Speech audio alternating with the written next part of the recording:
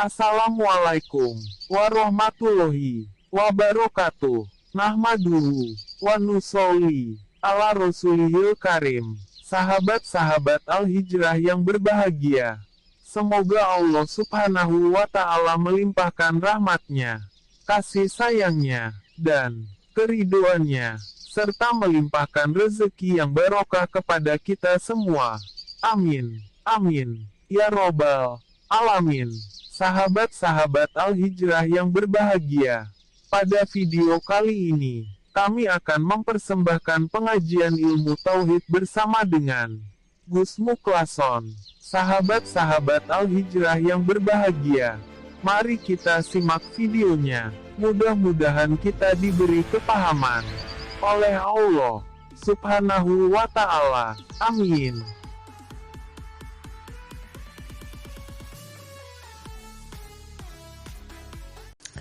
Assalamualaikum warahmatullahi wabarakatuh.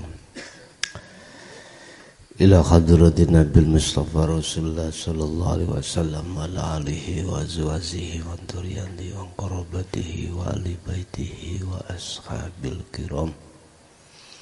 Wa ila jami'il anbiya wal mursalin wal awliya wa syuhada wa salihin wa tabi'ina ila yaumiddin.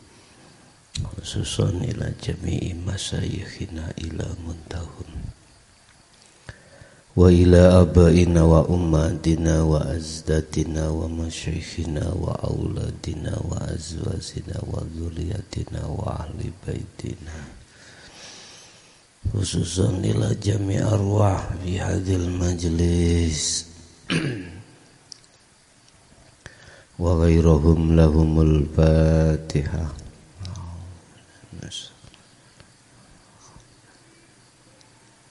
Iya kan.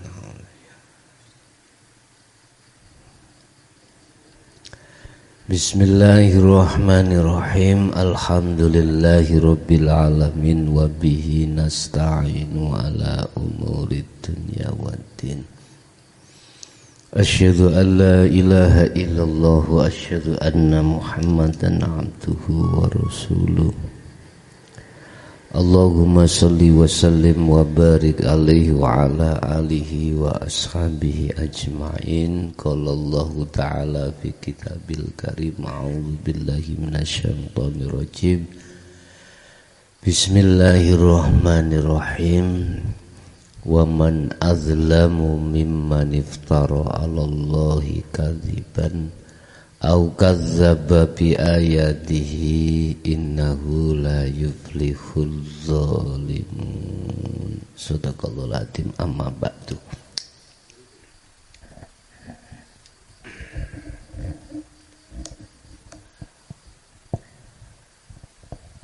Manungsa atine ning dunya niki, ning alam dunya maksude. Ini terbagi menjadi beberapa bagian. Ada hati tersebut sampai mati selalu berbuat zalim pada Allah, yang disebut sebagai su'ul khotimah.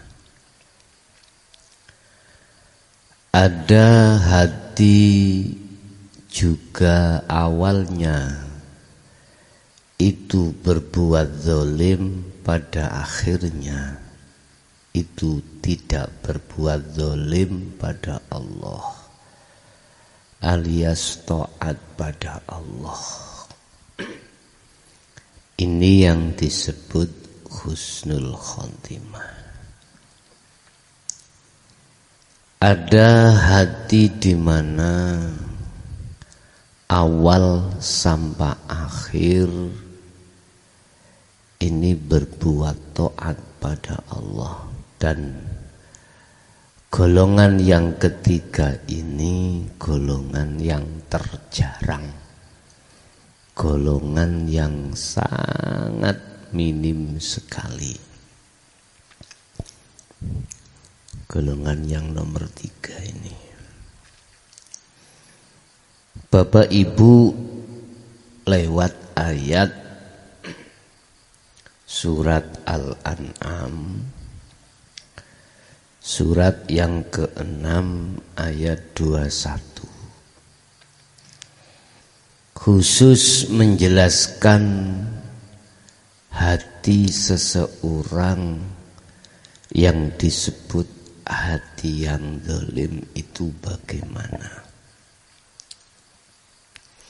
Waman azlamu utawi sapane wong iku azlamu kang luwih nganiaya, luwih berbuat zalim sapa man.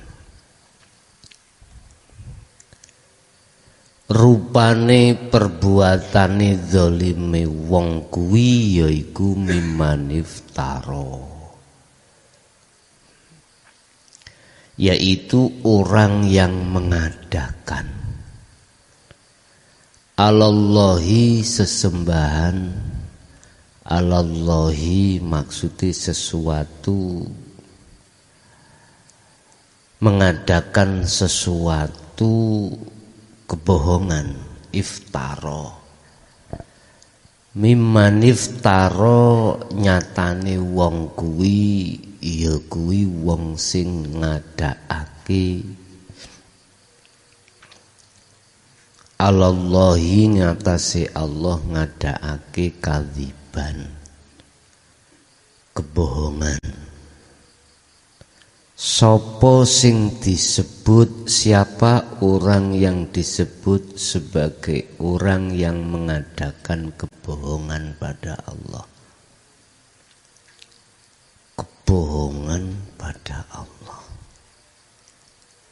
Allah dibohongi. Sampeyan gerabak dhewe, sampeyan teliti dewi, pernahkah jenengan iki menjadi orang yang seperti ini, bohong pada Allah? Gambarannya bagaimana orang yang bohong pada Allah? Ketika saat ditanya Tuhanmu iku sopo, Tuhanmu iku siapa? Marabbuka, Tuhanmu itu siapa? Dijawab Allahu Rabbi, Tuhanku iku Allah. Tapi tatkala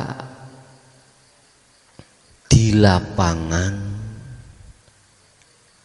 lesannya berbuat seperti itu, tapi hatinya menghambakan diri terhadap nafsu lewat kesenangan dunia. Ibarati orang sholat, lesan takbir Allahu Akbar, hatinya itu tidak pada Allah. Lagi wong sing zalim, orang yang mengadakan kebohongan terhadap Allah. Miturut surat Al-An'am, surat yang ke-6 ayat 21. Waman adzlamu mimman iftara 'alallahi kadziban. Berarti wong sing luwih zalim terhadap Allah adalah orang yang mengadakan kebohongan pada Allah. Luwih zalim wong seperti ini daripada wong iku tukang bujuk nang wong liya. Bujuk nang wong liya kan urusane jasad. Lah ngoten nggih. Diutang dituwake sesuk aku nyaur. Binjingi diparani maneh sesuk, diparani maneh sesuk sampak sing nagih pegel.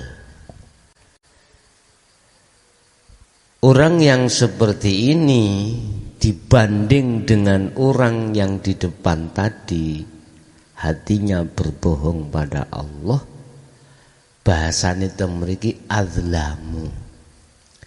Azlamu iku luweh zalim katimbang wong sing zalim. Jenengan bujuki kanca zalim. Lho sih eneng sing luwih zalim maneh, ati iki bujuki Gusti Allah. Sakniki ngeten, Pak. Apa yo iso ati iki betul-betul ning Allah sesuai ambek apa sing diucap ning lisan, sedangkan satu sisi ajaran sing membebaskan atimu sangka nafsu di dalam dirimu kau tolak. Ya gak iso, Pak. Tidak bisa. Tetap orang seperti ini dikatakan yaitu tadi man azlamu, ya wong sing ngani ngoyo, orang yang berbuat zalim terhadap Allah. Pun niki jenengan pernah ngeten napa mboten? Aku ora usah ngomong sampean priksa dhewe ning ati sampean.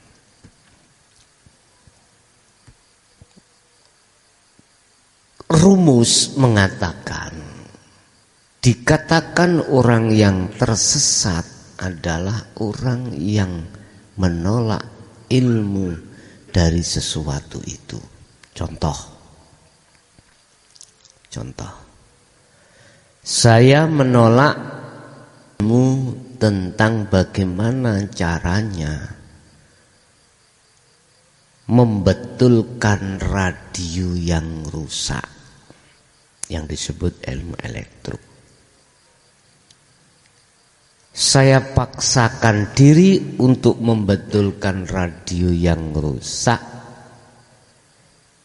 Itu tidak malah benar, malah tambah hancur. Itu gambaran yang disebut sebagai orang yang tersesat. Bagaimana mungkin hati atau roh ini tidak tersesat pada Allah, dari Allah pada kesenangan hawa nafsu, sedangkan ajaran untuk mendidik hati kita tolak. Corong ngelmuni ati nang Gusti Allah itu kita tolak. Secara otomatis rumus mengatakan kita tersesat. Lah bentuk tersesatnya hati pada selain Allah ketika saat hati ini berkasih mesra terhadap kesenangan dunia. Inilah hati yang tersesat itu di situ. Satu. Ini wong sing luwih zalim lakune. Lah, tergantung kita bertahan tersesatnya atau pendolimannya itu sampai kapan pada Allah. Yang jelas sampai selama batas waktu kita menerima ajaran Allah ini. Selama kita menolak ajaran Allah, selama itu kita hati ini dikatakan hati yang berbuat zalim pada Allah. Mboten saged, Pak, hati iku langsung bisa nang Allah, mboten saged. Tetapi jenengan yang sudah menerima dan bisa nompo ajarane Allah dan berlaku, Ning kono mesti diaturi, diajarkan bagaimana ketika saat amaliyah berlaku antara lisan dengan hati itu sesuai, sehingga tidak ada satu kebohongan. Yes. Yang nomor 2, au kadzdzaba bi ayatihi, au kadzdzaba utawa ndustaake sapa man bi ayatihi kelawan piro-piro ayate Allah. Dikatakan orang yang mendustakan ayatnya Allah itu yang bagaimana? Ini perlu kami jelaskan biar tidak ada salah kefahaman. Kadzdzaba bi ayatihi yang disebut sebagai hati yang mendustakan ayat-ayat Allah. Kan waktu ning syariat kan wis diajarke.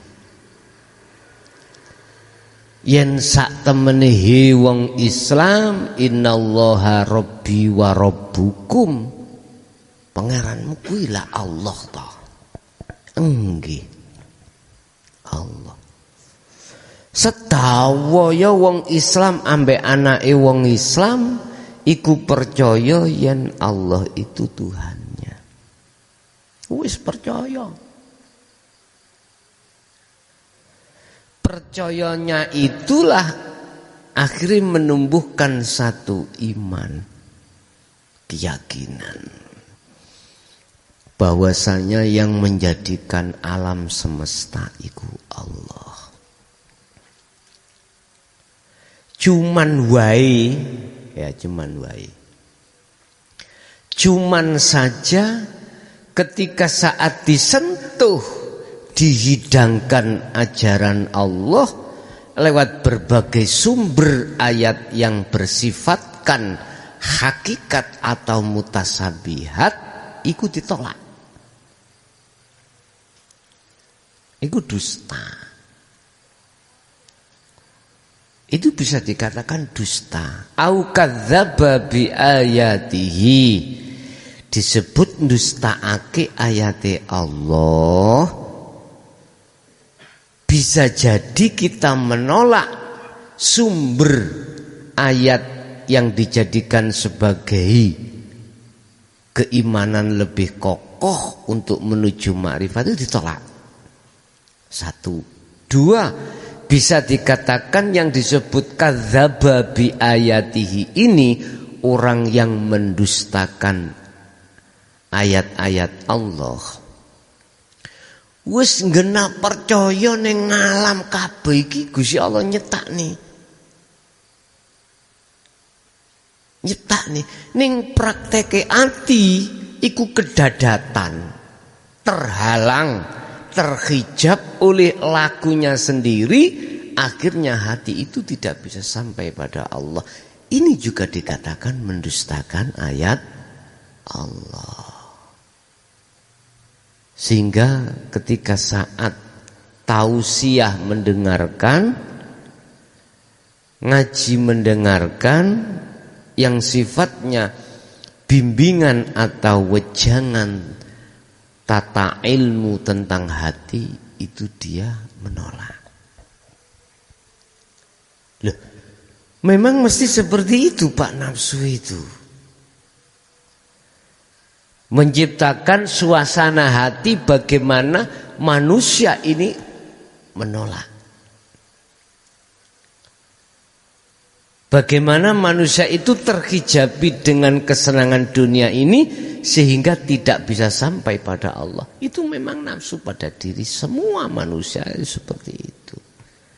Makanya dikatakan menghalang-halangi fisabilillah orang yang menuju pada Allah. Itu nafsu. Intinya gur ngini. bagaimana caranya manusia di dunia seluruh ini hatinya itu jauh dari Allah. Udah seperti ini. Diciptakanlah opini yang menjadi ketakutan sampean. Takuti krono opo macem-macem. Budal kerja wedi ning omah anak bojone ditinggal kira-kira gak ngene ya, ketakutan. Pak budal kerja yang ngono, sing omah wedi kira-kira kok gak kecantol ngene ya. Wis mau macam-macam. Nafsu menakut-nakuti yang belum mesti terjadi pada setiap diri manusia dijadikan sebagai hijab supaya hati tidak bisa sampai pada Allah. Wis ngoten niku pokoke. Ngalor ngidul nafsu ya seperti itu. Sing levele wis dadi, mohon maaf, wis dadi ustad, wis dadi kiai, wis dadi panutan masyarakat. Nafsu menciptakan opini supaya di dalam hati muncul khauf, muncul tahzan, muncul rasa takut, rasa khawatir lan macam-macam. Lah, kita yang sudah duduk di ihsan niki mensikapi wabah niki, aku yakin jenengan sesuai ning Quran nih ora duwe rasa wedi mung dateng Gusti Allah. Kan sudah menjadi garis toh Pak. Sopo sing tak tetap nonggok sing kenek virus iki kan wis sudah. Bukunya sudah ada. Kayal-kayal kaya apa? Ngerti kayal-kayal ya? Hah? Budi. Duduk budiku. Budiku apa ya? Berot ya, cara sapi berot. menghindar kaya apa nek wis dadi ketetapane Allah nggih gak iso. Berhubung hati sampean iki wis tidak hanya di iman tapi sudah di ihsan, mongko kata Allah, tawakal yang sebenarnya jatuhnya di situ. Di situ. Nek cara bahasane wong umum ngono iku ya ora usah diwedeni terlalu kaya apa. Kemarin kan sudah saya katakan, imun mudun iku sebab imanmu anjlok. Karena iman itu mau medun, mongko jenengan nggih dahar ya ora patek enak, pikiran ya macem-macem. Akhirnya imune tubuh niku medun. Akhirnya ya mudah jenengan niki cara wong iku keserang penyakit. Sebetulnya di dalam badan jenengan iki beribu-ribu penyakit bisa. Walaupun belum diomong nih corona, di dalam diri kita sudah penuh bakteri. Katawisan bakterinya itu sudah banyak. Jenengan dahar nyuwun sewu. Apa mesti steril? Mboten mungkin. Ngapunten, bakteri ku ya lewat udara dan lain sebagainya. Apa mungkin sampean mangan sego niku selalu tertutup nasinya? Gak mungkin. Umpama tertutup ngoten, waktu ndahar apa gak kena angin iki. Wis ta. Kalau tidak fadlullah yang ditaruh di dalam diri Anda, wong iku wis gak usah ngomong tahunan, Pak. Gak usah ngomong wulanan. Minggunan niku ben minggu wis ben tawi no mati. Gak usah tutuk tahunan urip niki ning donya. Seminggu wis bodar kalau tidak ada fadlullah. Lah jenengan sampai umur ana sing 50, 70 ya durung kundur. Nah, Bapak Ibu hadirin rahimakumullah. Cukup untuk mensikapi suasana sing koyok ngeten niki, ati sampean lungguh ning ihsan aman sudah. Aman. Berhubung umat manusia iku kebanyakan masuk di dalam surat Al-An'am 21 niki. Kebanyakan mayoritas golongan man adzlamu mimman iftarallahi kadziban au kadzdzaba bi ayatihi, maka gampang imune gampang rutuh, gampang anjlok. Krana imane ada nurul iman. Imane ora lungguh ning gone hakul iman. Ini ki persoalannya. Wis. Cukup bagi jenengan sing wis atine dilatih di dalam sistem hakul iman untuk menghadapi atau mensikapi kondisi yang seperti ini. Kapan kita bisa keluar dari zona niki Bapak Ibu? Hidayah. Sehingga ini ya sopo. Terlepas dari semuanya, apakah ada unsur kesengajaan atau tidak, kita tidak melihat di situ. Kabeh kan Allah Ta'ala. Kabeh Allah. Pemerintah memberikan yang namanya PPKM darurat. Iki menurut beliau-beliau itu ya mungkin ini yang terbaik. Lah kita posisi yang di bawah, rakyat biasa, kadang-kadang kita juga akan mensikapi hal ini koyoke kurang nyaman. Kurang nyaman. Oke. Kita enggak usah berdebat di polemik seperti ini. Khusus kita yang sudah dididik hatinya di hakul iman ajaran, cukup sudah kita melihat semua karena Allah. Jika membikin justru suasana hati iki mau tidak karuan. Tetap. Endi sih Pak, wong iku pengin lor. Ora enek. Endi sih Pak, wong iku pengin matek. Ya ora enek.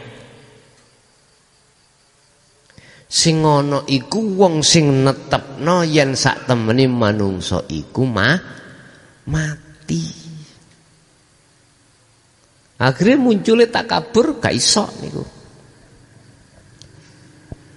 Nek wis bisa menetapkan sifat hakikatnya hamba di dalam dirinya, maka yang namanya sifat takaburia atau sifat-sifat yang tercela itu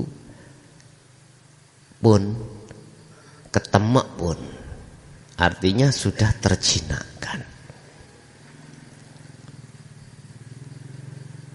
Ibaratnya coro tukang parkir. Mulai dari sepeda merek nopo mawon dititipke, mobil mulai merek nopo mawon sampai tertinggi lah merek sing mewah niku dititipke. Ya ora enek sih tukang parkir ku ngehaki. Wonten mboten? Wek kowe, wek kau. Ora enek. Buktine tatkala dipundhut ambek sing duwe mobil tambah penak, longgar. Engko ana mobil parkir maneh longgar. Lah, hati untuk menciptakan seperti tukang parkir iki lho Pak, nyun sewu. Ini kalau tidak ditempuh dengan menerima ajaran Allah dan mengamalkan, gak iso. Tidak bisa. Nafsu masih kuat, sangat kokoh, bahkan menjadi dinding yang paling kokoh untuk menempatkan keakuanku hamba. Iku pasti ngaten itu. Terus bagaimana mungkin imun iki gak mudhun? Tatkala iman masih pancet di dalam nurul iman, sedangkan satu sisi kita sebagai manusia pasti dihadapkan situasi yang paling terpuruk. Itu pasti, Pak. Sakniki biasane gembul wong akeh, penak. Gitu. Iso sosialisasi ngomong ati stres ilang. Ayo coba jenengan tak lebokno kamar di tak kancing, tak isolasi sendiri, peteng dedet pi rasane. Niki kalau hati nek gak betul-betul wis takarub nang Allah, nggawa ajaran hakikat, tambah stres. Nggih mboten? Stres. Mula mungkin lewat media niki kalau bisa kami usulkan ben gak stres wong sing diisolasi iku hek njero diwane karaoke. Gitu ya. Mbek nyanyi-nyanyi. Ono biduane. Lho gak stres akhirnya. Tapi ya terjamin, artinya terjamin, netralisir terjamin. Paling tidak lah kuno mbuh disetel nopo, hinjeri gak sepi, lagu-lagu ya apa sing disenengi. Ngoten. Atau dikongkon main YouTubean, apa ngilangi stres imun. Alangkah lebih baiknya sampai isolasi ning Jaya Baru. Tak didik dengan ilmu hakikat, dek iso nrimo baru imun iku munggah. Krana imane munggah. Intine kesimpulan ngene. Imun turun karena iman iki loyo medun. Nek iman tetap ada di hakul iman, aku yakin imun iku munggah. Karena apa? Semuanya dikembalikan pada Allah. Wis. Innahu sak temene wong sing laku zalim mang iku la yuflihu. Innahu sak temene wong iku la yuflihu zalimun. Ora beruntung sapa man kuwi mang. Sebab apa? Az-zalimun. Sungguh orang yang zalim itu tidak beruntung. Ngoten lho, Pak. Iki konteke pandangan hati lho, bukan pandangan zahir. Untung iku aja didelok untung bahasa zahir. Nek sampean ndelok untung bahasa zahir mboten ketemu, Pak. Nek bahasa zahir untung kan dodolan 50 oleh 100 iku untung. Yuflihu bahasa untung iku hati. Hati yang tidak tersesat itulah hati yang beruntung. Sedangkan hati yang tersesat itu hati yang tidak beruntung. Wong nglebokno dom, nglebokno bola nang dom. Nek gak ro dalane mlebu dom iku ya tetep ora iso. Minsli, bahasane mriki minsli. Bahasa Indonesiane minsli itu napa? Meleset. Lah wong do mau gawe ndondomi sarung bedah. Iki yo mesti dileboni bolah dhisik. Lah ketika saat memasukkan bolah ke dalam jarum itu kalau meleset iki disebut gak beruntung. Tapi nek bisa masuk di sasarannya itu beruntung. Ikilah yang disebut Siratal mustaqim. Siapa yang terpleset itu ahli neraka. Siapa yang tidak terpleset itu ahli surga. Bahasa syariat. Nah, yang dimaksud beruntung bahasa hakikat adalah hati bisa sampai pada Allah.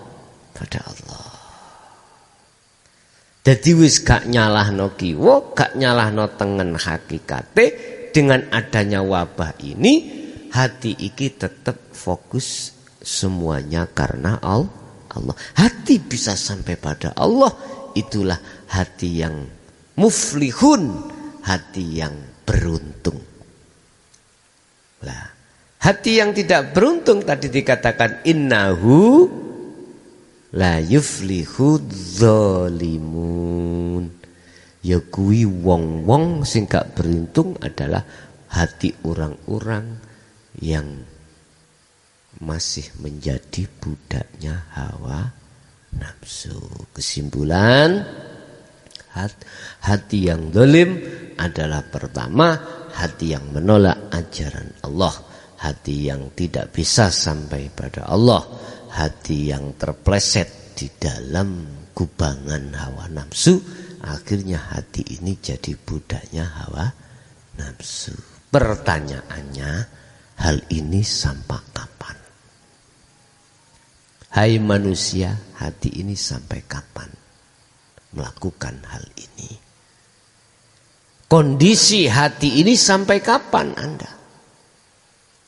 Kalau masuk dalam golongan pertama, awaluhu wa akhiruhu, awal sampai akhir su'ul khotimah. Masuk di dalam golongan yang kedua, awal iki mang dolim, akhir taat menyang Allah. Nah, iki berarti butuh kesadaran. Nah, yang terakhir kata bahas awal akhir datang Allah. Iki golongan sedikit sekali. Bapak Ibu hadirin rahimakumullah. Itulah apa yang bisa kami sampaikan ya terkait masalah siapakah orang yang paling zalim terhadap Allah. Itu tadi. Mungkin kita masuk dalam sesi tanya jawab, barangkali ada yang di luar kami bisa untuk tanya jawab langsung sekarang lewat VC. Lewat VC bisa, kalau di majelis di sini langsung. Ngerti VC, Pak? Video call. Jadi boleh sampai video call nang HP ini sopo kuno terserah, pokok sing ngono kini. Jadi mungkin saged saya masukkan di dalam audio ya dah. Silakan yang di luar nanti setelah yang ada di dalam ada yang bertanya atau tidak. Monggo.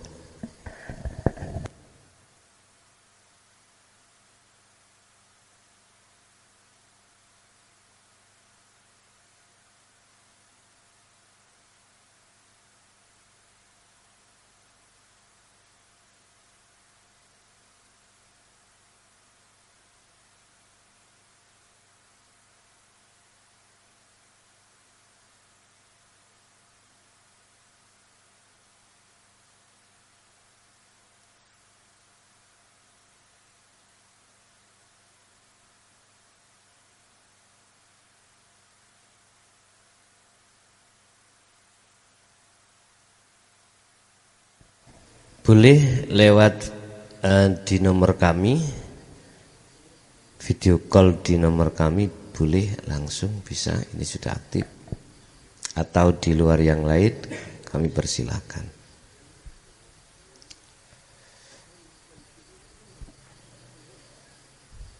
Pun mboten enten?